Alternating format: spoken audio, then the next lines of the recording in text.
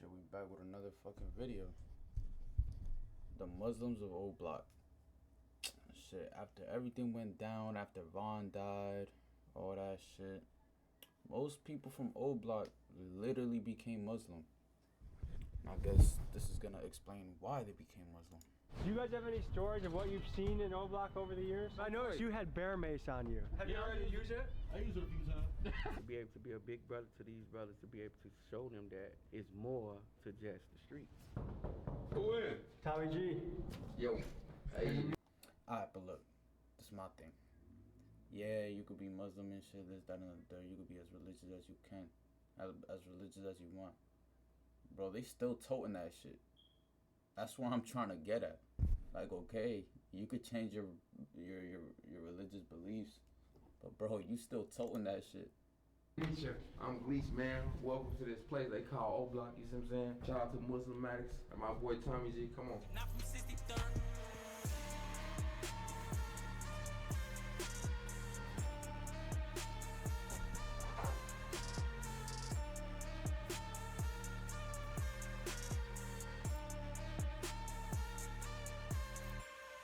Do you think you ever want to go on a pilgrimage to Saudi Arabia? I'm going to Saudi Arabia. You are? Man, I'm going to Mecca, touch the Kaaba, all that. Yeah? Yeah, I'll be there. Chicago's What the O fuck? Block is one of the most notorious housing projects in the That's country. random O as Block fuck. has been home to many notable people throughout its history. Chief Keef, King Vong, Little Dirk, and even former First Lady Michelle Obama. The apartment Michelle complex is Obama was from located on O Block? 64th and MLK Drive Yo, on what the Chicago's fuck? South Now Side. that's It was random built as in fuck. 1950 to house the influx of African Americans coming to Chicago during the Second Great Migration. Upon its opening, it was celebrated as the first African American co-op in the country, and it was noted for having high quality and spacious units relative to the other low-income housing on the market. As the ownership of the co-op went private in the 1980s. So you telling me back then apartments like that was actually luxurious?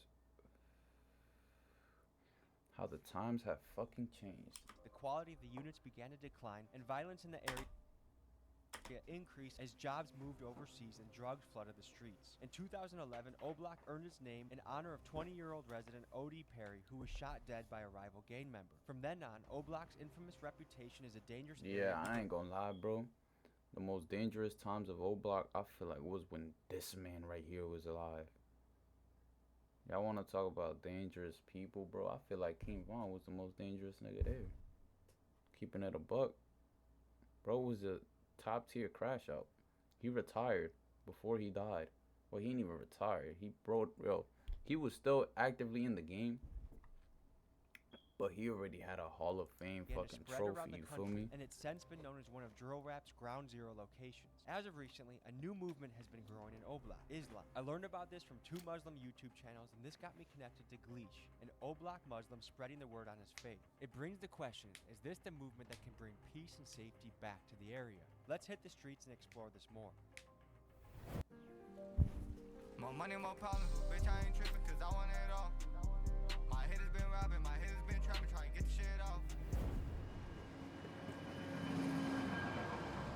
Folks, we're on our way to the notorious O Yeah, Block. Chicago to look a like a very mix of interesting New story York that's and been New developing, Jersey, bro. which is a What the large fuck? conversion to Islam by many of the residents. And I'm curious to discover the impact Islam is having on O Block. Because to me, you might disagree with a lot of things about religion, but I do think religion gives you the old school values that people can agree on, like don't steal.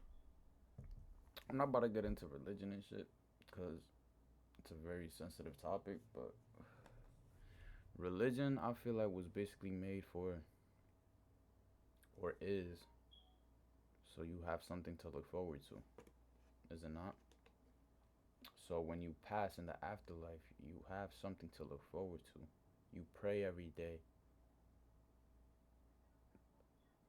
looking forward to when you die, you have a kingdom up there to go to, you feel me? It's about faith. Religion is mostly about faith, and now I know what people mean when they say faith. Don't covet, don't lust. Things that can guide your life and are solid advice. I grew up in a really religious family. I attended a mega church when I was a kid, Willow Creek, South Barrington, an enormous place that they Mega church is crazy. literally have a shuttle bus from your parking spot to the front. That's how big this church is. While some Bible stories I find helpful. Gang, I feel like they made money off y'all. or meaningful. A lot of the Bible don't is think? hard for me to, especially the Old Testament, is really hard for me to like or enjoy or see why anyone would subscribe to it. But as a kid, I always saw my mom was deeply religious. Like, she spends every morning reading the Bible, studying, and she's a cool Christian. Like, she's someone I can go say, hey mom, I just went to a jungle in Ecuador and I did ayahuasca. She doesn't judge you for it. I really love my mom. She's one of my best friends because I can tell her anything and she doesn't approach me with judgment. I think there's a lot of That's value good. in good religious people in a society. That's I don't good know that you a ton got a about Islam, relationship so I'm like that with intrigued to your learn mom, more. for real. Also, when you mix O-Block with it, man, this is an interesting story coming fresh off the press. So we'll see you when we get closer to O-Block. Hey, first things first, we got hot boy cooking. I'm in the yo gassed up off cooking. Fuck niggas mad cause this hoe keep looking. Damn, Just 'cause that if I nigga wanted shit that was bitch fucked get up. took, I done came in this bitch, started crashing the beat. It's kind of a intimidating place because it looks like a mixture of a place to live and a prison. Like, you have Yeah, fences, look, that shit and look like sharp a little jail, points. It's bro. all fenced in. You have your own security force in O-Block. Feels like a place like when you get in there, it's hard to get out. What's up, brother? Don't film. No, not while we walking in. I gotta get y'all in first, you know what I'm saying? Put y'all cameras up like in y'all book bag. Alright, bro, I don't feel like O-Block. Like, I ain't like. Don't listen to what I'm saying. But I don't feel like O-Block that dangerous to where you can't even record getting in. Cause I've seen white niggas record getting in, and that shit's filled with fucking cops and shit. Fuck is cops gonna do? Okay, cool. Sounds good. Guys, t-shirts are on the site right now, flying off the shelves. But even cooler, the big dog gotta eat sweatshirts. They especially during Ramadan, after you got cops. What's up, brother? Good to meet you. Tell us where we are right now. Man, we going right here on King Drive. That's O-Block across. That's where we finna go. Let's give you the backstory on Gleesh. Little did I know that he was one of King Vong's close friends, and he even had a song named after him called Gleesh Place with 23 million views. This is a track about home invasions and robberies and features a story where King Vong hit a lick for $50,000 and went straight to Gleesh's apartment with the loot, whereupon Vaughn and Gleesh had a discussion about buying cars and guns with the proceeds. Huh.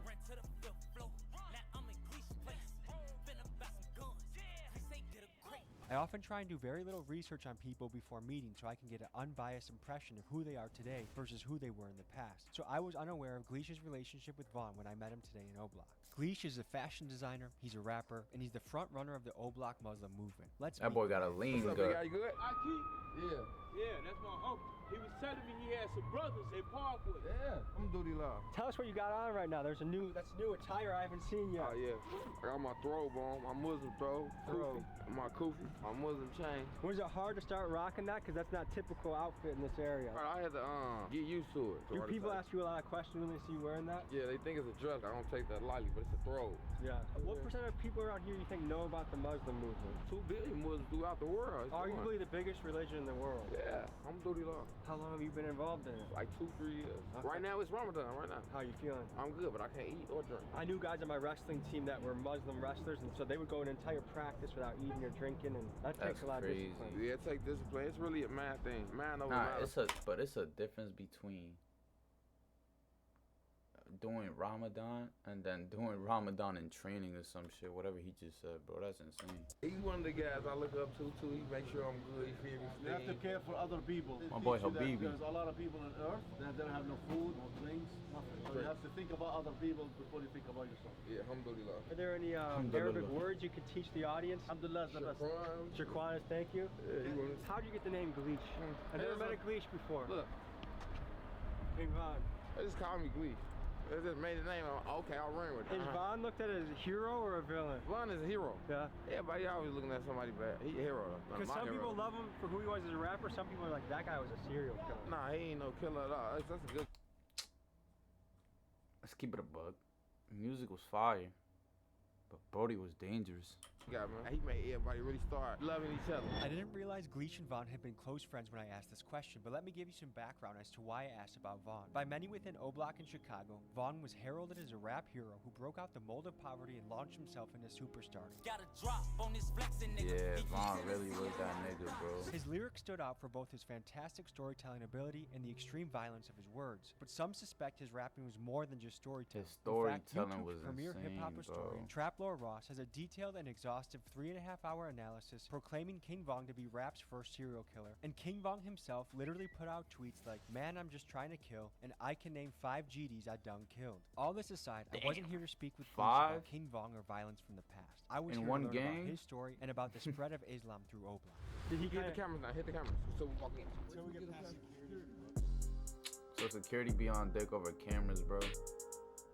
We're in the fortress now. And you telling me y'all resigned from being in gangs? So y'all telling me y'all, like, whoever's on top of y'all just told him, like, yeah, bro, all 25 of us is resorting to Islam now, bro. We can't be in gang no more. You feel me? Or how that work?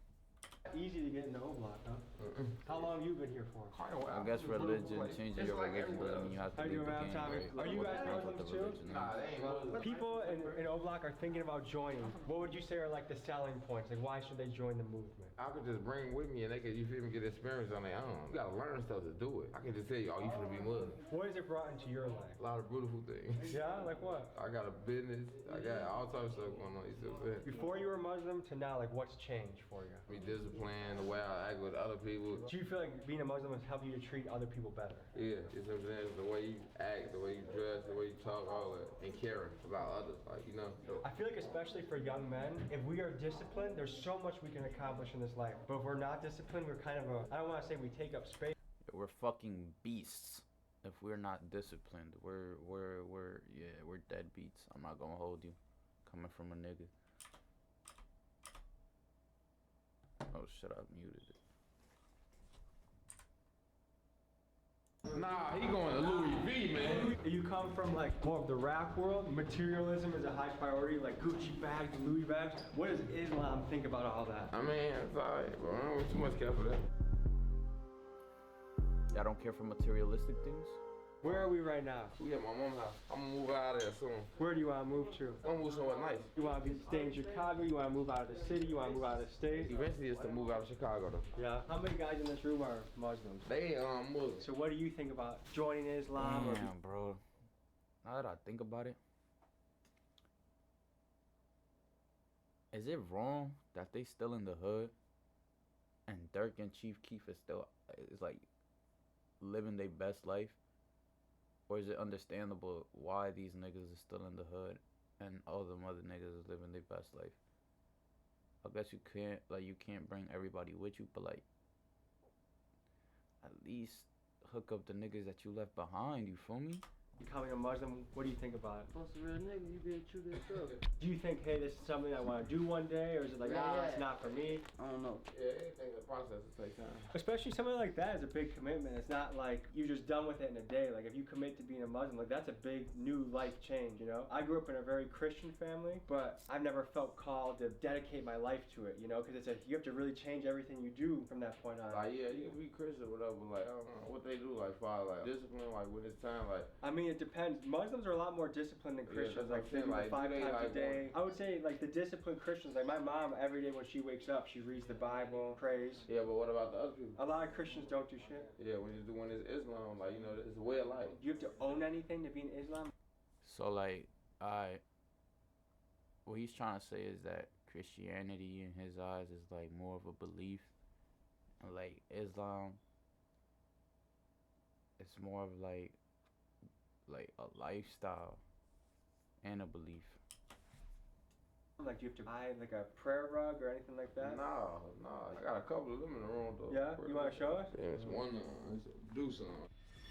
What happened I in would your have life a that you're like, this is trippy what I ass want? rug. The discipline, I was just doing a lot of stuff, like, it didn't want to, it just made me get on everything I was supposed to get on, like, as far as my business and all that. How did you hear about it? Really, Von Uncle. Yeah, King Von's yeah. uncle? Yeah, King Von Uncle, then my other brother Sadiq. He been around since we was little, you know what I'm saying? Is he from O-Block too? He's been around for a while. Do you think the FBI knows about? Because I know Muslim groups in the past, like when Malcolm X, Elijah Yeah, what about Muhammad, they had their eyes on that shit. Have you guys ever been visited by like any FBI guy asking about Muslims? Police are real anyways. We don't worry about this. I don't worry at all. Well, I think if you're doing nothing wrong, you got nothing to worry about. Alhamdulillah, You know? that's what you said. Ain't nothing going on wrong. I'm doing What did your mom think about it when you told her you're Muslim? Huh, she love it. Is it easier to get men to join or women, or do you get both that join? A little easier for the man to join, but like you gotta have the sisters around. They gotta really get the right feel of it. You know what I feel like Islam's a lot tougher for a woman because there's more rules for a woman. I mean? Ain't nothing You gotta tough. though. hide Ain't nothing yourself. tough. I mean, you can do whatever you put your mind to. do you think you ever want to go on a pilgrimage to Saudi Arabia? The pilgrimage, also known as the Hajj, is the fifth pillar of Islam and is something that every adult Muslim must do at least once in their life. Each year, millions journey to Mecca, shedding titles and distinctions to stand as equals before God. Through rituals rich in symbolism, pilgrims seek spiritual renewal and forgiveness. But the Hajj is more than just a ritual. It's a bond of Hey, that's fire. So they go to that big block. brotherhood and unity transcending borders and cultures. It was on his pilgrimage that Malcolm X met Muslim brothers from all corners of the globe and where he changed his opinion on race relations forever. Through the GoFundMe link in my description, we can fund Chicago Muslim brothers on their trip to Mecca and hopefully be a small part of helping Chicago to be a more peaceful place. Please consider donating. I'm going to Saudi Arabia. You are? Man, I'm going to Mecca, touch the Kaaba, all that. Yeah. Yeah, I'll be there. You know that in Afghanistan, in some places, if you get caught listening to music, they'll like beat the shit out of you. Yeah. That's pretty Shoot insane, you? isn't it? That's in the city. For listening to So music? people that aren't from here aren't hip to this. Explain that. Break that down a little bit more. Don't go in the wrong area to listen to the wrong stuff. In reality, you can listen to whatever you want to, you know what I'm saying? Just with the windows up. There's some music I listen to that I listen to with the windows up because I'm a little embarrassed. That's insane, bro. You could be from the town over and you don't even know what street you passing by. And just because you listening to the opposition music, you about to get blicked down? Y'all don't think that's crazy? If someone were to hear me. You guys ever heard of Creed before? No. You're either gonna love this or hate this. I'm gonna just show you a little sample. I'm gonna play like 10 seconds of a song. You tell me if you rock it. like You're just chilling in the car, driving home from the club. You guys feeling this at all or not? Nah, they not feeling that shit. It's on there playing the mom. We were just in New York and it's the same thing, where you can only listen to certain guys in certain areas, otherwise it gets treacherous really quickly. Yeah, a lot of songs would be like a lot of disrespect towards other people, neighborhoods, you know what I'm saying? So you wouldn't want to go in this area and play this. What do you guys view as the impact of drill music? Good, bad, in between? whatever the narrative the person take with it and they run with it, that's on them. We don't really too much care about that. We can't change that. As a Muslim, do you feel like you can go to any neighborhood and you're okay? Like, does that give you more of like a... Nah, you always gotta tie the camel up. Don't never get me wrong. And what I mean by that, you don't just go doing stuff you naturally don't do. So how do you think Chicago would change? That's how y'all grew up being gangsters, bro. Y'all did shit y'all wasn't supposed to.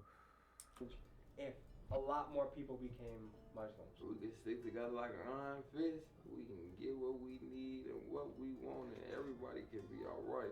To unite the people. Exactly. Anytime there's a movement of people that get united, whether it's MLK, JFK, Malcolm X, somehow that leader gets taken out. You know what I mean? It's the We don't really government. worry about that because it's like it's no point. Like all we doing is good stuff. But the government fears when people unite.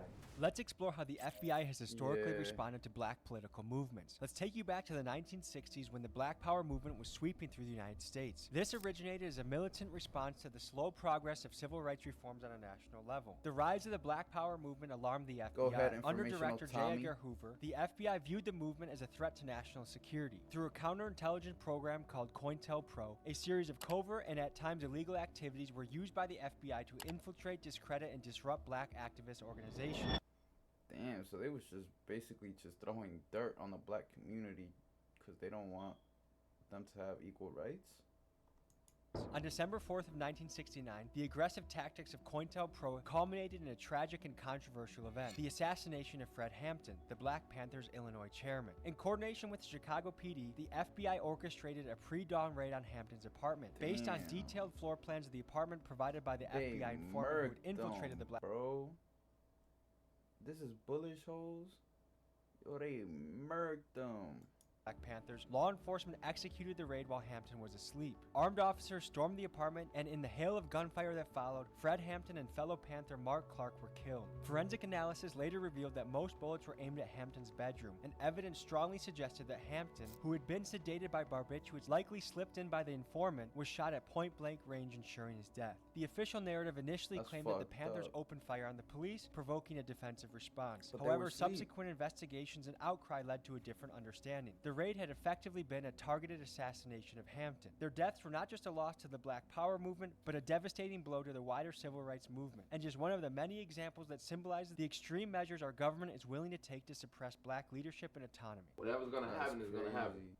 I'm on the They right really path. just be and trying to the people take around me out is on the niggas right and path, so shit. we don't worry about that. Inshallah. What's important to you guys? Each other, our kids, our families, like others like that's one thing, but it ain't the biggest thing. When you're dead and gone, is there anything that you will want to have accomplished or want your legacy to be? Like, Make sure all our people do like father. My goal right now is what I want to accomplish, not even before I pass.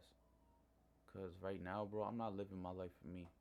I'm living my life for my parents, bro. I'm trying to put my parents in a better position, to be honest with you. So it's like, until I could do that, I don't feel like I could live my life. So I feel like that'll be my biggest accomplishment, being able to retire my parents and shit. Bro, I hope y'all understand, bro. I'm fucking 19 and my dad is 74, turning 74 this year. Our kids, we want to have them left with things and stuff like that, business and stuff like that, for the long term goal, and you and your people. Do you have to figure out which way Mecca is? It's this way. Yeah. How did you know though? Pull your compass out and see which way to it. Love you praying this way though, Yeah, you can't pray that way. I also say that, gay. But you know, Wait, so you gotta pray the direction of where the thing is located? get none of my west. Where is it? Really, really. Okay, I'm Tommy. What's up, Tommy G? My boy. That boy is short. I like the throbe too. I appreciate it. How long have you been rocking the throbe and being in the Muslim? I've been Muslim What's 2 going on? years. What happened in your life that you're like, this is what I want to do? By me being younger, I was forced to Christianity, but I only used to like the music at church. Christianity. One of the brothers had talked to me, I had a conversation, and I was engaged in it. But before I even converted over to become Muslim, I was looking into it. Before I get myself into something, looking into it, you know? And it caught my attention, so when I finally took my Shahada, opened my eyes to a lot of greatness. What is the Shahada? The Shahada is basically you converting over. What does it take, like, to do a Shahada? Is it just like a statement out loud, or what do you have to do to... Yeah, you basically at the end of service, Juma, to recite it in English and Arabic. What kind of church, when you were in Christian church, was it a Baptist church? Yeah. How long was that service? 1 hour, 2 hours. Because in Milwaukee, I went to a few different Baptist churches. They would take like 3 hours, so I had to retire. That was too much for me. Yeah, it'd be a long. By like an Nah, hour 3 in, I'm hours like, I just of want to church get up is and like start crazy. moving, start doing push-ups, start running around, and they just kept going and they kept going. It just opened my eyes up to a lot of 3 things hours of that church I is crazy. really truly believed in. Because it's hard for me to get to believing in a lot of stuff. No disrespect to no Christians or nothing. I felt that certain things that was in the Bible wasn't describing the picture that they was trying to make. Is there anything you had to leave behind when you became a Muslim? Like anything you had to stop doing or do differently? Like now, it's month of Ramadan, I had to leave a lot of habits, a lot of bad habits. I had to stop eating pork, a lot of favorite candies I can't eat no more. Everybody around you, they your brother. That's one thing about Muslims. They ain't trying to knock you down. They ain't trying to down you or none of that. You see what I'm saying? No one's bigger than no one. You feel me? They treat you like brothers. So question for both of you is like when you did that publicly, did you feel anything in your heart immediately after? What was going through your head right after you I'm did like, man, that? ooh, I just converted over. Like, man, ready. I felt love. Wait, so do they pray 5 times a around day? A bunch of people I didn't know. What did your family think when you went back home and told them what happened? It was surprising, but they loved it. Depending on how I'm feeling, I might go get a couple, take about 50 people some food or something. Just how I'm feeling. Is giving back part of Islam? It's beautiful. I guess family will be happy as long as you believe in something. And as long as you happy. I fuck with that though. Like at least their family is supportive and shit and not being against it. I really do it on the regular, like, you feel me? Like Where's this? By the expressway, I bought like 60 pieces and gave them back. How do you feel when you do that? I feel beautiful to get. I feel like there's something that you realize once you do start to give back, you realize it makes you feel really good, it makes the other person feel good. Like giving back is probably one of the best things we can do. For sure. You just fed 2,500 people. Families, man, like 2,500, man, pull up. Right here. Do events with the kids. They got pizzas, you got Hey, everything. that's fire, They got dude. face paint. Yes, like they all do of be us. doing shit. It's That's not fire. for us that we're looking to receive anything back or anything. We're really doing it because Allah sent us here to do this. This is your clothing line? That's me, LLC, business owner, whatever. However you want to play, however you want to take it. Oh, you got sweaters. Yeah, I You're see the it. first dude I've ever seen sell sweaters. Yeah, jacket. You see what I'm saying? More wear a sweater. To me, you're the How first can people dude. find this brand? Take a DM me, 6 Glees hack underscore, you see what I'm saying? Finna have a website up and running. What does the 31 mean on the sweater? That's how many colors I plan on dropping. That's a lot of colors. I got 2 kids. This for them though. What has being a Muslim taught you about being a father or teaches you Take about the- being a father? I really gotta stand on business for them. Like, you feel me? I don't couldn't really care read about that nothing else shit. for me, you see what I'm saying? Hey, that's fire though. I thought like Over they time, as wouldn't you be grow like up here. I low key thought they would be like more joking around, but they're actually taking religious seriously. You know, like I respect that. Got it better, worse, different? What's changed? This is what they make it, bro. They just, it's perfect to me. It's beautiful, and it's not what they think it is or what they say, bro. So what are you gonna eat tonight once you're done with your fast? It depends. I might go to the mosque to break my fast, but if not, it's easy. You know me, I still eat regular stuff as long as it's not pork or nothing like that. So we're leaving O Block. Where are we heading next? We going to the master, man. Undisclosed location. I ain't gonna tell y'all that, but y'all gonna see when we get there. This is not an easy place to come in and come out. As you can see, look, they got this on lock. You gotta show an ID, you gotta go through a checkpoint. This place is on lockdown, man. Do you guys have any stories of what you've seen in O Block over the years? Yo, O Block is really that crazy. These the best people y'all need to run to. Y'all don't run to my people. Them don't look. They make sure everything's secure. But I noticed you had bear mace on you. Have you already used it? I used it a few times. What was the situation you used it in? Ask your boy. Crowd get too crazy. Crowd control. You know how we be getting, man. What, you want me to ask him any questions? No, I want to be right here. We can't be right here too long. Like statistically, if you want to be involved in violence, it's usually late night, it's usually alcohol, and it's usually people that know each other. So if you don't cause any issues, it's probably going to be rare that someone's going to try and cause an issue with you. O Block is no different, but O Block is so bad, like that. Is it? Alright, little nigga. Why the fuck you had to ruin it, bro? My boy Tommy's trying to show the religious side of O Block, and you had to fuck it up just because you seen all them TikToks and videos and shit. Yes, it's O Block so bad. What makes you say that? We had a fight. Oh, he probably lived there. Never mind. There's a lot of fights here? Yes. How often do fights happen around here? One right there, saw him at the park. Yeah, the park. They shoot said at the how park so often? much. A shootout? Yes. What is that like? I don't know. I don't know. How old are you? I'm 8? 11. 11? How old are you? Bro, you were not in 8th grade, nigga. 8th grade. Oh, 8th grade? And what's 10? Bro, that is lying, bro. 11. 11? I'm 11. 8th grade. I'm in 8th Oh, 8th grade. grade. Right. And what's 10 times 10? 100. Okay. 20 plus 20? Yep. You tell me. 40. 40? Hey, keep studying hard, alright, brother? Okay. Have a good day, okay? Okay. We're hopping the car. We're gonna follow them to the mosque. That's crazy. I think Tommy gave him a quick 20 so he could fuck off, but...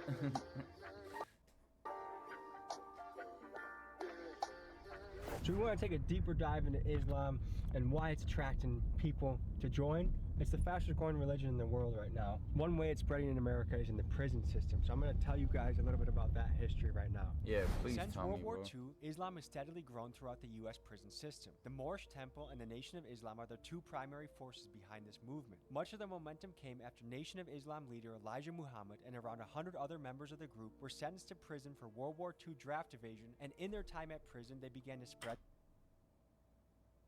the message of Islam. So they was locked up in a U.S. prison? Through the 1960s, Islam continued to spread through crazy. prisons. The two main factors driving this was the increase of incarcerated black men and the empowerment and popularity of the civil rights movement. Furthermore, the 1962 court case Fullwood v. Clummer ruled that incarcerated Muslims had a legal right to practice their religion. The increase in prominence of Islam did come with challenges, however. Many Muslim prisoners were denied by guards the ability to spread religious literature and the Why? ability to meet and conduct religious services. In one such case, Cooper v.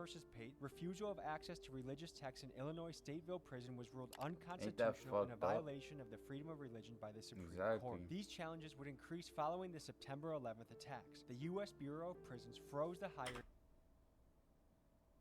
Yo, that's crazy. Just because a group that is from that country don't mean that all the people, like, are fucked up. That's a bad way. That's an L take to see that shit.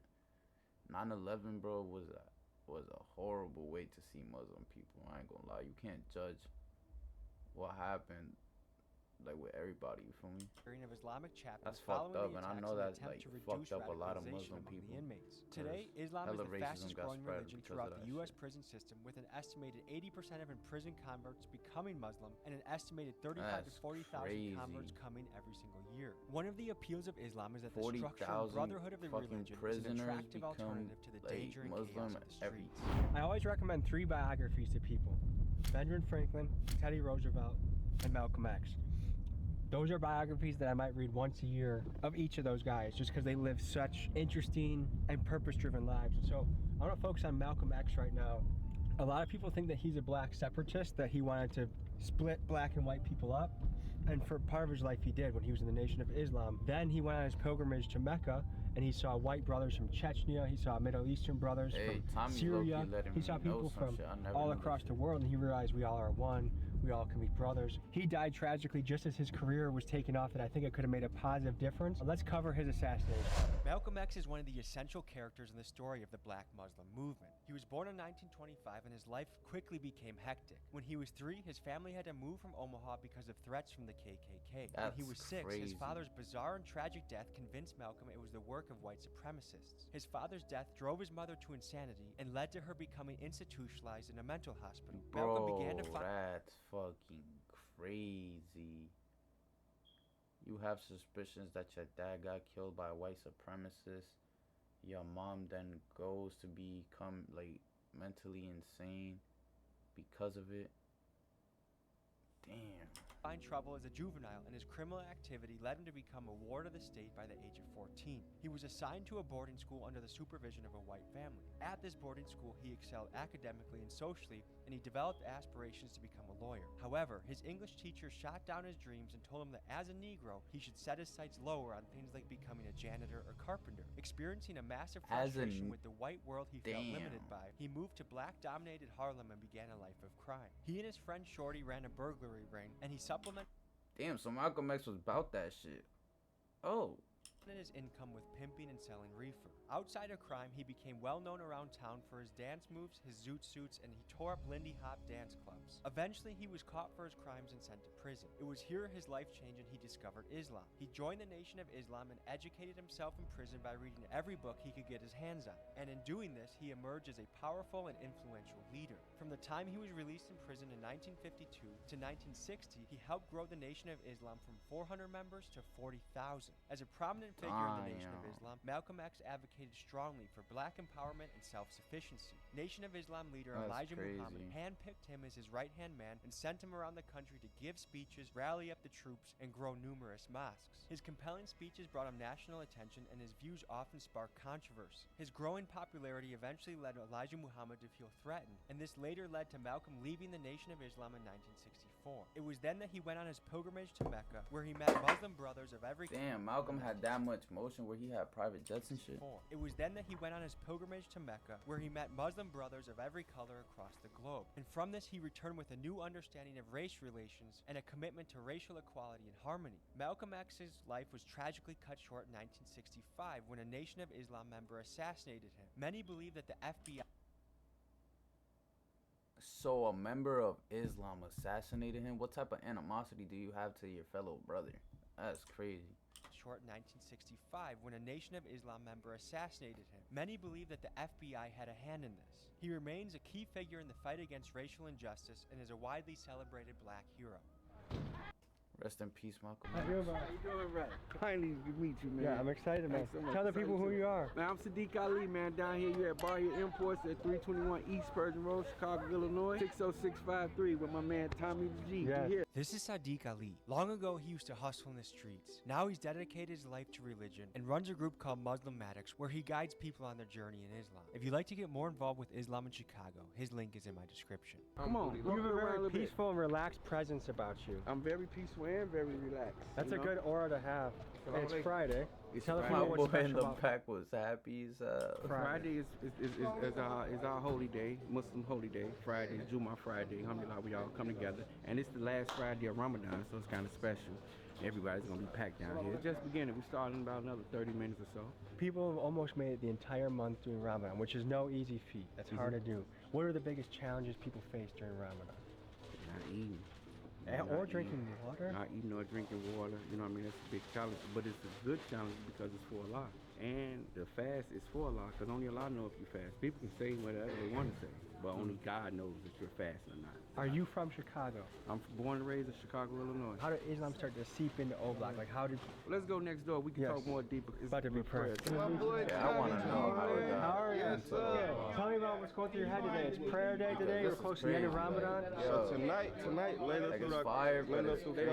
Yeah, it's the odd night. Alhamdulillah. Last 10 nights of Ramadan. How many Ramadans have you been through before? I made my shahada when I was like 21, but I really started deening probably like a year or two ago. So I said it's like my fourth Ramadan. What made you say this is something I want to do and become and want to be a part of? That's a long story, but I'm gonna cut it short for you. I had a conversation with a Muslim man, and we just had like a lot, and he encouraged me to go do research on my own. And once I did it, I went in and I just made my shahada. You know, I made my profession of faith. So beautiful. Well, I hope we have a good Friday prayer. Okay. Are there That's some basic phrases, Arabic phrases that we can teach the audience today? Assalamu alaikum. That means hello. That means may peace and blessings be upon you. Is there anything else you'd like to teach the audience? Alhamdulillah. Alhamdulillah mean all praises to Allah. All praises to God. I learned that a lot from Khabib, the fighter. If you ever watched him that's fight, my man. he would say Alhamdulillah an awful lot. Yeah, alhamdulillah. But you got Muhammad Ali. You know, True. I can't take Muhammad Ali out. You know, I always think. Of course. That's the legend. You know, what I mean, Muhammad Ali was definitely one of the best. What brought you to this? What made you decide this is where I want to dedicate my life to and bring other people into it? Well, what brought me to it is really, man, you know, I've been from the streets all my life, you know what I mean? So I know the streets. I know what the streets and what they evolve. And so with me coming from the streets and knowing everything about the streets and be able to be a big brother to the brother that I didn't have from the streets, you know what I mean? When I implanted in the streets was just, I had got it out the mud. I was just there, you know? So whatever I learned on my own. But to be able to be a big brother to these brothers, to be able to show them that it's more to just the streets. What do you think's making guys like Little Dirk say, this is what I want to join? After you've been doing, after a person have dealt so much bad in their life, you know what I mean, coming from the ghettos and the trenches of Chicago, after they've seen so much bad, and to be able to taste something good, man, of course you want to stick to that. You know what I mean? Once you taste this and drink this, man, you're going to want it. You're going to want it. It's a very good taste. How did you guys meet? I've been knowing him since little pup. Like, you know what I mean? He's little babies. I've been knowing him. Damn, they got them robes on fucking. So if a guy comes here for Friday prayer down and on tight. Saturday he's out, you know, chugging a 40 and doing a music video with like, hey, I'm going to shoot up this guy, shoot up that guy. How do you coach him along the path? That's how I explain it to the youngsters. I say, imagine us that we on a boat, okay? And then you want to, and you know, it's hot on the boat, we all on the boat. And of course, people want to test the water. They want to jump in the water. Right? The boat is a lie. Okay, so you jumped in the water. But if you don't keep your hands on the rope of the boat, then you're going to drown. Right or wrong? Damn, that's a perfect analogy. Because you could dip in the water, but don't let go. Right. Do So not long let as I go. got my hand on the rope of the boat and I'm dealing with the water, I can still pull one way, one out. Until I really realize that this water ain't for me, because I'm going to end up dying if I stay in this water. I'm going to lose. But if I get back on this boat and pull back on this boat and do right, then I can float. So it's not like a zero-sum game. You can be, because that's the other thing. Everybody is welcome. Yes. I don't care what they do. Yeah. How they doing. They want to smoke weed, drink, like girls, and kill, shoot, come. Yeah. We want y'all to come. Once they taste this, that's gonna come up out of them. It's gonna be like a detox. It's gonna flush right out. Just look at our brother right now. You know what I mean? Take it back a year, 2, 3 years back and watch him and see where he at right now. So tell the people who you are. My name Gatto, bro. I'm formerly known as El Gatto in Chicago. My name Gatto 2 times now. Everybody pretty much know me in the city. For music? For music. Okay. For music, yeah. And you said you just recently took your Shahada. I just took my Shahada March 20th, bro. Okay, what brought you to that point? What made you say this is what you want to do? So you know, I believe you got good intent and you believe it's one God. You Muslim. You just got to figure it out. You know what I'm saying? So that's what I feel like it was for me, bro. So my brother Mafi, he been Muslim, so he started bringing me to the Juma, to the mosque. When he first invited you, what was your impression? I'm at home. I'm at home. I'm at the crib. That's what it felt like. We came every day. We don't even just come on Friday. We been here every day, chilling. Yeah. And God, how have you seen Islam start to change or impact your life? What have you noticed? My actions changed, bro. I started holding myself accountable. You know what I'm saying? I started taking wrongdoing more serious. You know what I'm saying? Because I know that it's real. You know what I'm saying? I'm making sure I pray 5 times a day, at least trying to stand on that. You feel me? And just. Yeah, bro, it's just, you know, frequency, energy, bro. Like, you don't want to, at first, like, I used to ride home every night trying to decide whether I was making a right or wrong decision. Now I don't got to do that. Have you guys got any pushback from family or friends? Oh, yeah. Of course. Tell me about that.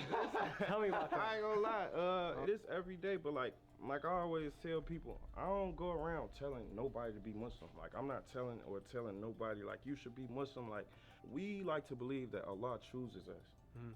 everybody not gonna be Muslim. That's just the fact of the matter. Everybody not gonna be Muslim. I'm gonna read this for you, bro, because you just asked us, Yes. do we go through, what do we go through as far as our family and all this going against us, right? The book tell you, as for those who persist in disbelief, it is the same whether you warn them or not, they will never believe. God has sealed their hearts and their hearing, and their sight is covered. They will That's suffer crazy. He tremendous just punishment. converted and he's So, already like, there's nothing bro, we could do. He's already But trying to this show dude- you. It's almost like when Moses goes to the Pharaoh, and every time he tries to plead with the Pharaoh, the Lord hardens his heart and he doesn't want to hear it. Yeah. But then eventually, after enough suffering, he does hear it.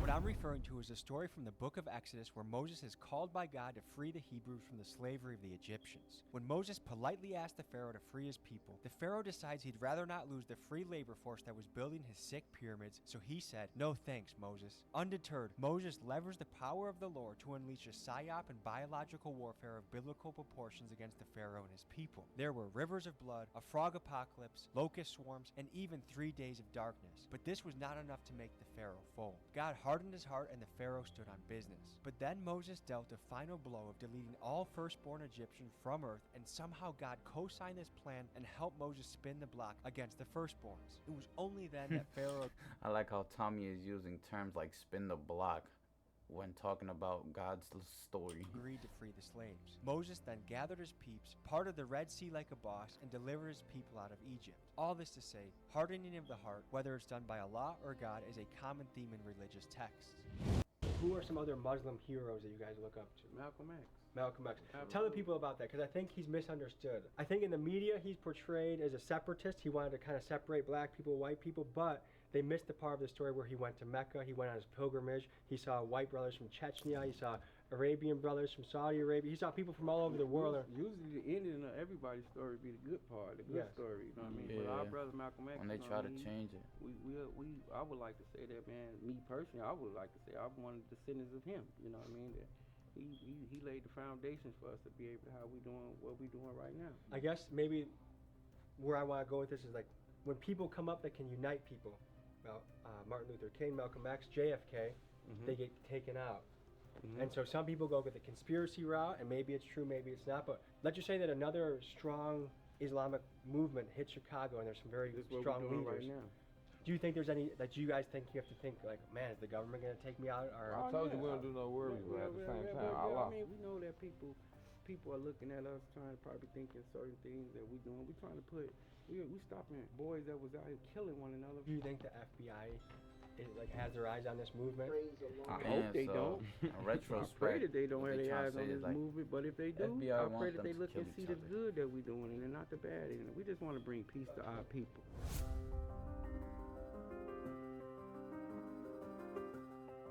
Okay, so where are you taking us next? You know, right now it's been so packed over here, man. We've been doing a lot of dawah, man. A lot of people been coming down and, you know, embracing Islam.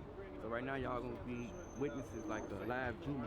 Okay. How long did it take to build it like this? Man, really, like, to be honest with you, man, like, really, like, this year, man, we, you know, since we started Yeah, our that's dawah fire. program, really It's pushing crazy dawah with like that, it really got packed, man. You'll A lot of never people see- came in and started coming down. Because it can take years to get something off the ground.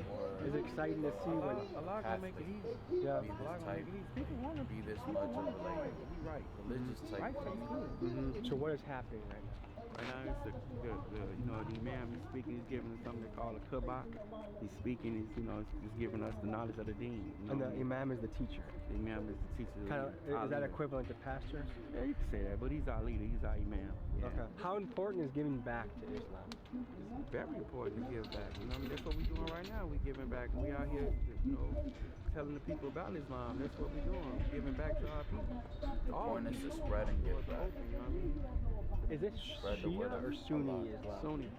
The Muslim faith has two major sects, Sunni and Shia. After the death of the Prophet Muhammad in 632 AD, there was a debate on who should become the next leader of the Islamic Caliphate. Those who pulled for Muhammad's friend Abu Bakr became the Sunnis, and those who wanted the leadership of Muhammad's cousin Ali became the Shias. Sunnis make up the vast majority with around 90% of the global Muslim population. Here's how they differ. During prayer, Shias have their hands by their sides, and Sunnis keep their arms folded. Also during prayer, What? Shias are mandated to touch their forehead to natural material, while the Sunnis are not. From an outsider perspective, So it most seems people like are relatively Shias. minor differences separate the two groups, but these differences have resulted in major power struggles. A few years back in Iraq, Saddam Hussein's Ba'ath Party was highly repressive of the Shia majority. I've never and seen currently nobody in Syria, the country's Sunni praying majority are to, oppressed by the like, the other way. Shia-dominated government. Whether it's Protestant versus Catholic, the Packers versus the Bears, Democrat versus Republican, humans prove time again that we are There's always tribal conflict. creatures.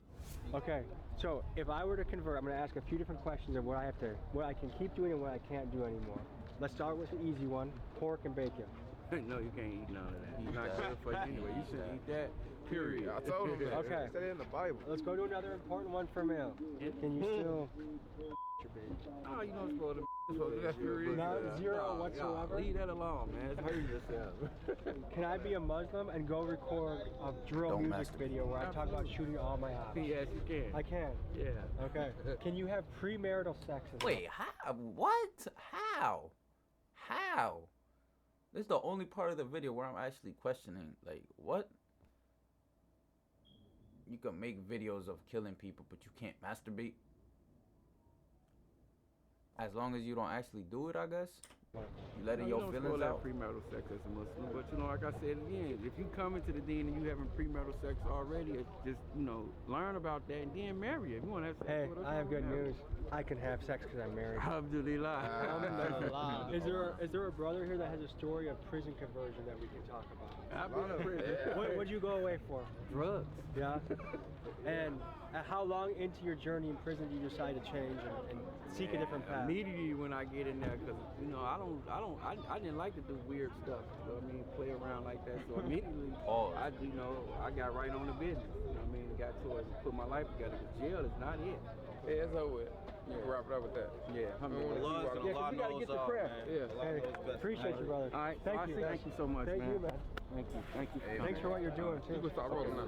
Fire ass video. Let's see the As we summer were putting of. the finishing touches on this documentary, I found out that Gleesh was actually in Saudi Arabia on a pilgrimage to Mecca at that moment. So I gave him a call, and while the audio Damn. didn't So he record, really but what he was did say that over and ass. over again is, "This is beautiful. This is beautiful." He was just contagious with his positive energy. He was excited to come back to Chicago and spread the message even more. So I'm excited that him and Sadiq got to go on this trip, and I'm excited for the Hey, future that's of lit, Chicago bro. and the possibility of peace that they can bring into the city. I do I was a believe little this is a skeptical life-changing coming trip. into this Again, if video, you want to but donate hey. to the GoFundMe, the link is in the description. I don't knock nobody's beliefs, and if that's what keeps you going in life and keeps you happy, go ahead and do it. Y'all already know, bro. Let me know if y'all fuck with this video in the comments. Like this shit up and subscribe, though.